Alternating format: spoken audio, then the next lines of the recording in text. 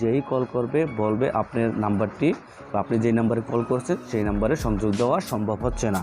তো এইটা বলবে, এটা কিন্তু আমাদের অনেক সময় জরুরি প্রয়োজনে এটা ব্যবহার করতে হয়। এখন যদি আপনাদের কাজে না লাগে, পরবর্তীতে আপনাদের অবশ্যই কাজে লাগবে। এই টিপসটা আপনারা শিখে নিন, আপনাদের অনেক অনেক কাজে লাগবে। তো কথা না বাড়িয়ে সরাসরি আমি মূল ভিডিওতে চলে যাচ্ছি। প্রিয় দর্শক, এই সার্ভিসটি চালু করার জন্য আপনারা আপনাদের ফোন থেকে চলে যাবেন ডায়াল প্যাডে। আমি আমার ফোন থেকে ডায়াল প্যাডটা ওপেন করে দিচ্ছি। তারপর আপনারা এখানে ডায়াল করবেন *21*। এখন আপনার যদি গ্রামীণ সিম হয় তাহলে 017 দিবেন, আর যদি আপনাদের বাংলা লিন হয় 019 দিবেন, আর যদি আপনাদের এয়ারটেল হয় 016 দিবেন। তো এভাবে করে আপনারা যেই সিমের সার্ভিসটি বন্ধ করতে চান সেটা আপনারা সেই সিমের কোডটা আপনারা অবশ্যই বসিয়ে দেবেন।